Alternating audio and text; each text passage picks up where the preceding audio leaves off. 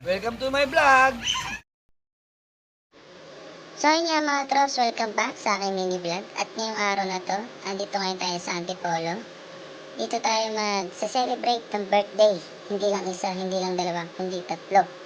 So pinunta namin resort ay itong Cattleya Resort.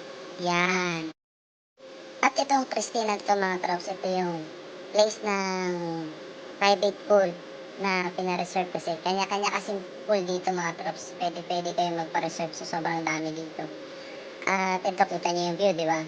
Ngayon mga trops, nandito ngayon tayo sa likod at nagpe-prepare sila ng pagkain and may assistant, tagahiwa. Alright. Tapos yung mga bata, naligo na. Yan si Ate Diana. Yay! At si Mami Arlene. Yay! Tapos yun, nagpe-prepare na sila dyan mga trops. Video lang tayo rito para mapakita ko rin yung mga kung gaano kalaki. Di ba? Tapos yan, mga bata naligo na. Diretso na yan si Kebem. Alright.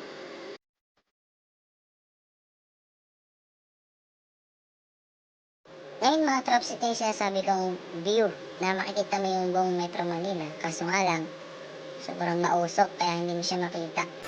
Yan yung view mula rito sa likuran ko, pool na yan mga trops. Yan. At ito pala mga trops ang kanilang room. Lahat mga trops may aircon. So ito yung una. At yan, 4 na higaan. Ito nyo naman, 4. Yan, may aircon. Tapos sa kalawang side ko, yan may double deck na higaan.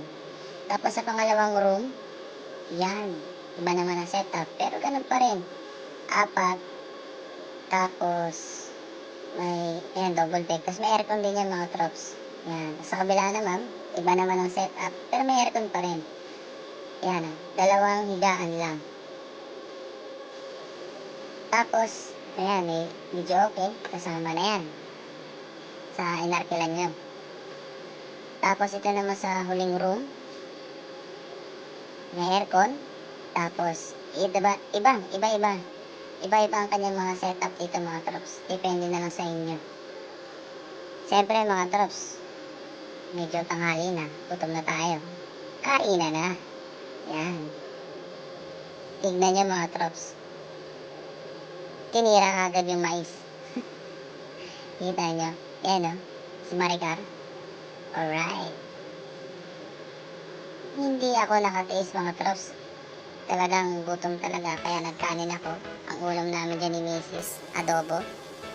Yan Lantak-lantak lang Talagang gutom na yan mga trops. Hindi nyo Mr. Boy, nangangain yan.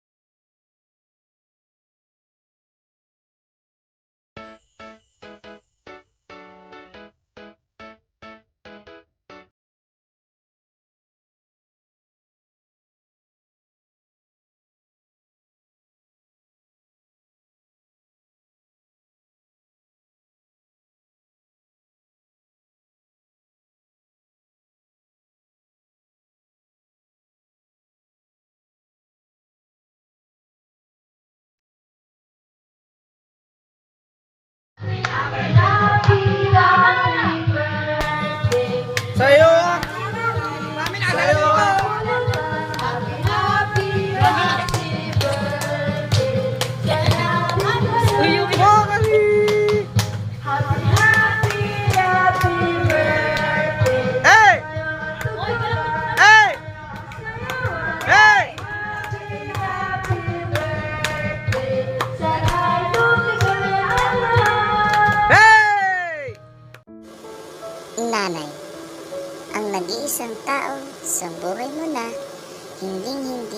mapapagod na intindihin ka at mahalin ka. Handang magsakripisyo, magpasensya, magtiis. Kahit buhay niya, ibibigay para sa kanyang mga anak. Ang nag-iisang tao na palagi mong karamay, pagmamahal niya sa iyo ay walang kapantay. Simula't pagkabata, siya ay ang iyong gabay. Lahat ay gagawin, maging maayos lang ang iyong buhay. Kaya sa lahat ng mga nanay sa buong mundo, maraming salamat sa pagmamahal na forever na binibigay nyo sa amin. Thank you.